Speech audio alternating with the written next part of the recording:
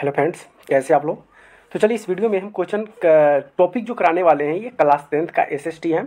अगर एसएसटी की बात करें तो ये हमारा टॉपिक जो है चैप्टर है अर्थशास्त्र का है। ठीक है, बहुत ही इसमें इंपॉर्टेंट क्वेश्चन है और बहुत ही क्वेश्चन जो एग्जाम में पूछे जाते हैं, मैंने वही क्वेश्चन यहाँ से इस वीडियो में आपके लिए लेकर आया हूँ। पहला चैप्टर का नाम है अर्थव्यवस्था एवं विकास का इतिहास। ये पार्ट फर्स्ट हम पार्ट लेकर आए हैं। इसके बाद वाले पार्ट में हम उसका इंपॉर्टेंट क्वेश्चन आंसर लेकर आएंगे। ठीक है, और ये PBI MCQ यानी कि मल्टीप्लाई चॉइस क्वेश्चन है, जिसको हम कहते हैं ऑब्जेक्टिव क्वेश्चन, जो 4 को ऑप्शन दिया रहता है। अगर हमारे चैनल पे नए हैं तो चैनल को सब्सक्राइब कर लीजिए, अपने दोस्तों फ्रेंडों के साथ वीडियो को लाइक कर दीजिए और वीडियो को शेयर दबा के कर दीजिए। ठीक है, क्योंकि आपके इस चैनल पे हर सब्जेक्ट का सॉल्यूशन और हर चीज़ का तैयारी कराई जाती है। ठीक है, तो चलिए वीडियो को स्टार्ट करते हैं।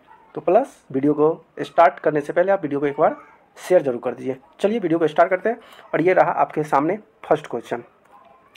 पहला क्वेश्चन क्या करेंगे, भारत के पड़ोसी देशों में के किस देश का प्रतिशत आय सबसे अधिक है। कौन सा ऐसा पड़ोसी देश है जिसका देश की जो प्रति व्यक्ति आय है सबसे अधिक है, तो वो है बांग्लादेश। कौन सा है, बांग्लादेश। तो बी द राइट आंसर हो जाएगा।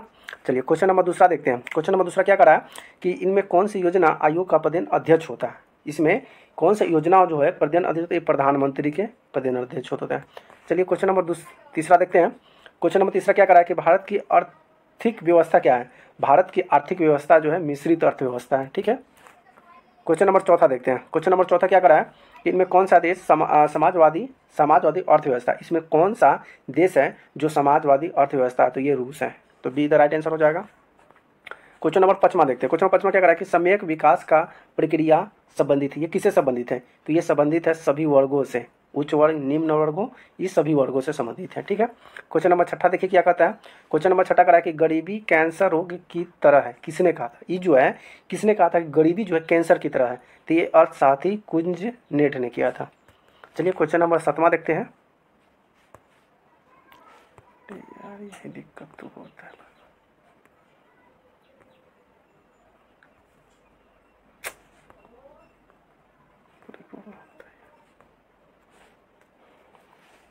तो चलिए किसने कहा था कि गरीबी जो है कैंसर की तरह होता है, ये किसने कहा था, तो ये कहा था 1 नंबर। ठीक है, चलिए क्वेश्चन नंबर 7 देखते हैं। क्वेश्चन नंबर 7 क्या कराया, किस क्षेत्र के द्वितीय क्षेत्र कहा जाता है। किस क्षेत्र को द्वितीय क्षेत्र कहा जाता है, तो ये कहा जाता है उद्योग को द्वितीय क्षेत्र कहा जाता है।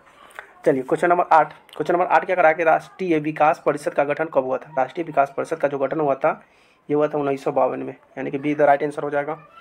क्वेश्चन नंबर 9 देखते हैं। क्वेश्चन नंबर 9 क्या कराया कि किस अर्थव्यवस्था में उत्पादन संसाधन के किसी व्यक्ति की निजी व्यवस्था अधिकार होता है। किस व्यवस्था के अंतर्गत उत्पादन में व्यक्ति का निजी अंशता से अपना अधिकार होता है, तो अगर इसका हम बात करें तो ये हो जाएगा पूंजीवादी अर्थव्यवस्था, यानी कि ये द राइट आंसर हो जाएगा। क्वेश्चन नंबर 10वां देखते हैं। क्वेश्चन नंबर 10 भारत की प्रथम पंचवर्षीय योजना का कार्यकाल था। प्रथम पंचवर्षीय योजना का जो कार्यकाल था कितने वर्ष का था, तो ये 5 वर्ष का था, यानी कि 1951 से 1956 के बीच था। चलिए क्वेश्चन नंबर 11 देखते हैं। क्वेश्चन नंबर 11वीं पंचवर्षीय योजना की अवधि क्या थी। 11वीं पंचवर्षीय जो योजना हुआ था इसका अवधि कितने साल की थी, तो ये 2007 से लेकर 2012 के बीच था, सबका 5 साल का था। ठीक है, क्वेश्चन नंबर 12 क्या कहता है। क्वेश्चन नंबर 12 कि किस क्षेत्र को तृतीय क्षेत्र कहा जाता है। किस क्षेत्र को तृतीय क्षेत्र कहा जाता है, तो ये कहा जाता है सेवा क्षेत्र को ही तृतीय क्षेत्र कहा जाता है। क्वेश्चन नंबर 13 देखते हैं। क्वेश्चन नंबर 13 क्या करा है कि एक अर्थव्यवस्था का सृजन होता है। एक अर्थव्यवस्था का सृजन क्या होता है, तो एक अर्थव्यवस्था का सृजन जो होता है प्राकृतिक भी होता है संसाधन, भौतिक संसाधन भी होता है और मानवीय संसाधन होता है। तो यहाँ पे देखा जाता है इनमें से सभी संसाधन जो होगा अर्थव्यवस्था का सृजन संसाधन होगा। ठीक है, तो डी द राइट आंसर हो जाएगा। Question number 4।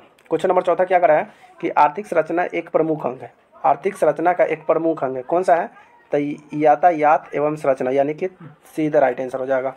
चलिए क्वेश्चन नंबर 5वां देखते हैं, 15वां क्वेश्चन। 15वां नंबर क्वेश्चन क्या करा है कि आर्थिक क्रियाओं का उद्देश्य क्या होता है। जीविकापार्जन होता है, मनोरंजन होता है, कि दोनों होता है, या इनमें से कोई नहीं। तो आर्थिक विकास का जो उद्देश्य होता है जीविकापार्जन, जीवन यापन के उद्देश्य होता है। ठीक है, चलिए क्वेश्चन नंबर अब 16वां देखते हैं। क्वेश्चन नंबर 16 क्या करा कि अर्ध विकसित देश, यानी कि जो देश अभी विकसित नहीं हुआ है, आधा विकास हुआ है, उस जनसंख्या का अधिकांश भाग संलग्न रहता है। कहाँ पे रहता है संलग्न, प्राथमिक क्षेत्र में, औद्योगिक क्षेत्र में, सेवा क्षेत्र में, किस क्षेत्र में रहता है, तो ये रहता है प्राथमिक क्षेत्र में रहता है। तो ये द राइट आंसर हो जाएगा। क्वेश्चन नंबर 17 देखते हैं। क्वेश्चन नंबर 17 क्या करा है कि निम्नलिखित में से कौन सा अर्थव्यवस्था की विशेषता है, निजी, सार्वजनिक या दोनों होगा, या इनमें से कोई नहीं होगा। तो ये जो होगा ना ये दोनों होना चाहिए, क्योंकि निजी क्षेत्र में भी होगा और सार्वजनिक क्षेत्र में होगा, तो इसका सी द राइट आंसर हो जाएगा। ठीक है, क्वेश्चन नंबर 18। क्वेश्चन नंबर 18 क्या करा है कि पशु पालन एवं मत्स्य पालन किस क्षेत्र का अंग है? मत्स्य पालन और पशुपालन जो होता है ये किस क्षेत्र का अंग कहा जाता है? ये प्राथमिक क्षेत्र का अंग कहा जाता है। क्वेश्चन नंबर 19 देखते हैं कि निम्नलिखित में से कौन सा सामाजिकरण संरचना का अंग है? इसमें से कौन सा है जो सामाजिक संरचना का अंग है? तो ये अगर हम बात करें ना सामाजिक संरचना का, तो देखिए शिक्षा क्षेत्र सामाजिक का होता है, स्वास्थ्य सेवा भी सामाजिक होता है, आवास भी सामाजिक होता है, यानी कि इसमें से सभी आंसर सही है, तो डी द राइट आंसर हो जाएगा। क्वेश्चन नंबर 20 देखते हैं। क्वेश्चन नंबर 20 करा है कि समाज किसी देश के विकास के स्तर को किस आधार पर निर्धारित करता है? सामान्यतः किस देश के विकास स्तर आधार पर निर्धारित करता है? क्या ये प्रत्येक व्यक्ति पर होगा कि साक्षरता दर पर होगा? बताइए अब इसमें से कौन सा होगा, जल्दी कमेंट करके बताइए कौन सा होगा इसमें। तो इसमें डी द राइट आंसर होगा, क्योंकि इसमें अंदर में सभी क्षेत्र आ जाता है, ठीक है, तो डी द राइट आंसर हो जाएगा। क्वेश्चन नंबर 21 देखते हैं। क्वेश्चन नंबर 21 क्या है कि स्वतंत्रता प्राप्ति के बाद भारत का प्रमुख उद्देश्य आर्थिक उद्देश्य क्या था? जब स्वतंत्रता प्राप्ति हुआ तो भारत का मुख्य उद्देश्य क्या था? तो भारत का जो मुख्य उद्देश्य था तीव्र आर्थिक विकास करना, ठीक है, तो ये राइट आंसर हो जाएगा। क्वेश्चन नंबर 22 देखते हैं। क्वेश्चन नंबर 22 क्या करा है कि विकास की आर्थिक पिछड़ेपन का प्रमुख कारण क्या है? बिहार की जो आर्थिक पिछड़ेपन है, आदमी पिछड़ा हुआ है बिहार, उसका मेन कारण जो है जनसंख्या में वृद्धि। सबसे ज़्यादा जनसंख्या होगा तो विकास नहीं होगा। कृषि का अत्यधिक जनभार, कृषि को बहुत सारा जनभार है, उसमें विकास नहीं होगा। आर्थिक पिछड़ेपन, पिछड़े हुए हैं, बाढ़ एवं सूखा के कारण पिछड़े, यानी कि इसमें से सभी, यानी कि डी द राइट आंसर हो जाएगा। क्वेश्चन नंबर 23 देखते हैं। क्वेश्चन नंबर 23 क्या करा है कि निम्नलिखित में से कौन सा देश विकसित अर्थव्यवस्था का उदाहरण है? करा कि इनमें से कौन सा देश है जो विकसित है, मतलब विकास हो गया। जो देश का विकास हो जाता है वो विकसित होता है, और जिस देश का विकास धीरे धीरे होते रहता है वो विकासशील होता है। तो अमेरिका एक विकसित देश है, ठीक है। चलिए क्वेश्चन नंबर 24वां देखते हैं। विश्व पर्यावरण का विकास आयोग की स्थापना हुआ था, कब हुआ था? तो विश्व पर्यावरण का अगर हम बात करें ना तो ये 1883 में हुआ था, तो बी द राइट आंसर हो जाएगा। क्वेश्चन नंबर 25 देखते हैं। आर्थिक समृद्धि का संबंध क्या है? आर्थिक समृद्धि का संबंध किससे है? तो ये जो हमारा संबंध है ये दीर्घकाल से है। किससे है? दीर्घकाल से। तो 25 का बी द राइट आंसर हो जाएगा। 26 देखते हैं। क्वेश्चन नंबर 26 क्या कहा कि आर्थिक विकास की मापन की सबसे उपयुक्त सूचनांक क्या है? आर्थिक विकास की जो माप के लिए सबसे उपयुक्त सूचनांक क्या होता है? तो ये होता है प्रति व्यक्ति आय, तो बी द राइट आंसर हो जाएगा। चलिए क्वेश्चन नंबर आगे देखते हैं। 27वां नंबर कि बिहार के जमशेदपुर में लोहा एवं इस्पात की कारखाने की स्थापना हुआ था। बिहार में एक जमशेदपुर जिला है जहाँ पे लोहा एवं इस्पात के कारखाना का स्थापित किया गया था। ये कब किया गया था? तो ये किया था 1907 में। अब ये बिहार में जितने भी तो ना तो सब खत्म होते जा रहे हैं। ये राजनीतिक लोग ऐसे ना आए, पूरा घोल मटोल सब बेच कर खा गए। चलिए क्वेश्चन नंबर 28वां देखते हैं। क्वेश्चन नंबर 28 क्या करा है कि आर्थिक विकास और गैर आर्थिक कारक कौन सा है? क्या इसमें प्राकृतिक होगा, कि इसमें सामाजिक होगा, तकनीकी होगा, मानवीय होगा? तो आर्थिक विकास और गैर आर्थिक देखें ना तो ये सामाजिकरण का होगा, ठीक है, व्यवस्था। तो बी द राइट आंसर होगा 28 का। 29 देखते हैं। 29 क्या करा है कि जीवन की भौतिक गुणवत्ता का सूचनांक क्या है? जीवन का भौतिक गुणवत्ता का जो सूचनांक हम देखें तो जीव प्रत्यापन हो जाएगा, ठीक है, तो ये द राइट आंसर हो जाएगा। चलिए 30वां नंबर क्वेश्चन क्या करा है कि आर्थिक विकास संबंधित है। आर्थिक विकास किससे संबंधित है? क्या ये दोनों से होगा, या प्रारंभिक परिवर्तन से होगा, कि गुणात्मक परिवर्तन से होगा? देखिए आर्थिक विकास जो होना चाहिए था ना परिणात्मक होना चाहिए, गुणात्मक दोनों से होना चाहिए। इसका मतलब सीधा राइट आंसर हो जाएगा 30 का सी। क्वेश्चन नंबर 31 देखते हैं। क्वेश्चन नंबर 31 क्या करा है कि एक समाजवादी अर्थव्यवस्था सर्वाधिक बल किसको देता है? एक समाजवादी अर्थव्यवस्था जो होता है सर्वाधिक बल वो किसको देता है? तो वह सर्वाधिक जो बल जो होता है ना लोक कल्याण पर देता है, तो डी इधर राइट आंसर हो जाएगा। चलिए क्वेश्चन नंबर 32 देखते हैं। क्वेश्चन नंबर 32 क्या कहा कि इनमें किसको प्राथमिक क्षेत्र भी कहा जाता है?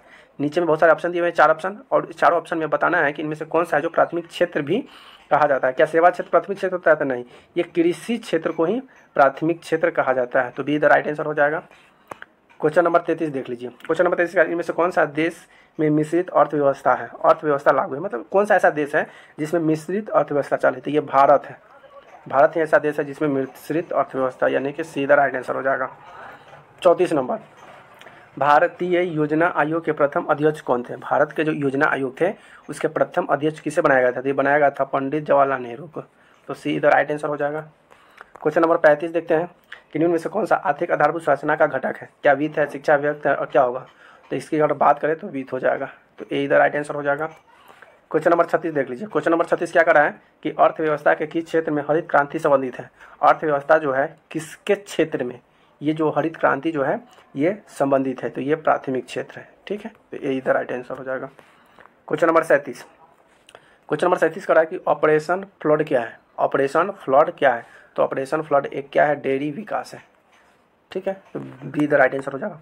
38 नंबर क्वेश्चन देखते हैं। 38 नंबर क्वेश्चन क्या करा है कि भारत में योजना आयोग का गठन किया गया है, मतलब भारत में योजना आयोग का गठन कब किया गया था?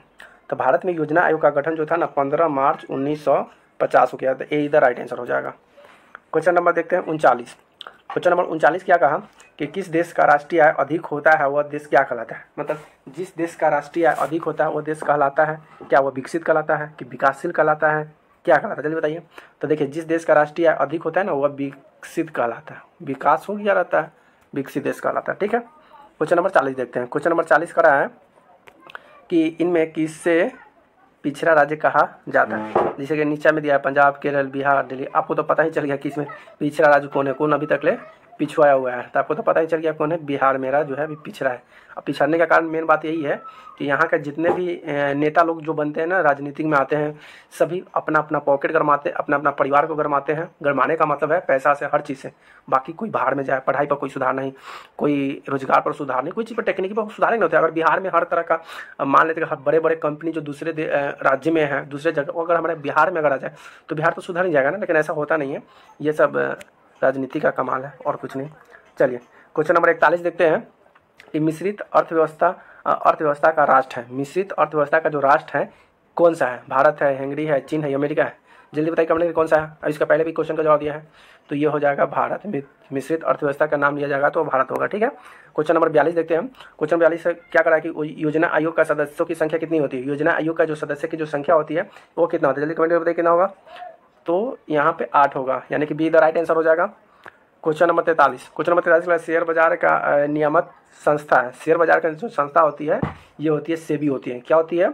सेबी एक संस्था होती है जो शेयर बाजार के कारोबार को संभालता है। ठीक है, चलिए क्वेश्चन नंबर 44 देखते हैं। इसके बाद लास्ट क्वेश्चन होगा मेरा। आप अपना कमेंट का जरूर बताइएगा आपका वीडियो कैसे लगी। तो चलिए क्वेश्चन नंबर 44 क्या करा है कि भारत में किस राज्य के प्रति व्यक्ति का आय सबसे कम है? बताइए, भारत में कौन सा ऐसा राज्य है जिसकी प्रति व्यक्ति आय बहुत कम है, बहुत कमाता है, वहाँ पे रोजगार ही नहीं तो भाई कमाएगा क्या? तो अगर इसकी बात करें ना तो बिहार है। Bihar is the right answer. चलिए इस वीडियो का लास्ट क्वेश्चन, ठीक है, आप कमेंट में जरूर बताइएगा वीडियो आपको कैसी लगी। अगर वीडियो अच्छी लगे तो वीडियो को लाइक, कमेंट, शेयर जरूर कर दीजिएगा। चैनल पे नहीं तो चैनल को सब्सक्राइब जरूर कर लीजिएगा। तो चलिए वीडियो 45 नंबर क्वेश्चन, भारत में नीति आयोग की स्थापना हुआ था। तो भारत में नीति आयोग की स्थापना कब हुआ था? तो ऑप्शन हो जाएगा मेरा 2015 में हुआ था। तो सी इधर राइट आंसर हो जाएगा। चलिए वीडियो आपको कैसी लगी कमेंट करके जरूर बताइएगा। और आपके लिए मैंने क्या रखा, तो आपके लिए मैंने यहाँ से HW काम दिया, क्योंकि आपने यहाँ से पढ़ा तो मैं HW आपके लिए दिया। घर पे इसको बनाकर और कमेंट कर जरूर बताना है कि आपको इसमें से किसका किसका आंसर आता है। ठीक है, पहला प्रोजेक्ट और हो गया, घर का काम हो गया। पहला भारत में योजना आयोग का गठन का सब पढ़ाएं भी समझाएं। योजना की क्षेत्र हरित क्रांति प्रस्तुत हुआ। भारत योजना आयोग का प्रथम अध्यक्ष कौन था भी बताया है।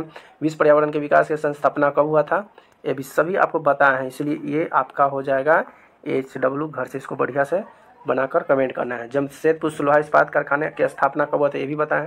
ये जितने भी जो क्वेश्चन आपको यहाँ पे दिखाई दे रहे हैं क्वेश्चन 10, इसको आपको कमेंट में बताना है कि इसका आंसर क्या होगा। ठीक है, जब आप वीडियो को पूरा देख लीजिएगा ना तब आपका आंसर फटाफट अपने आ जाएगा। तो चलिए वीडियो कहीं तक एंड करते हैं और वीडियो फिर हम अगले टॉपिक पार्ट 2 में मिलते हैं। तब तक के लिए धन्यवाद, थैंक यू, वंदे मातरम।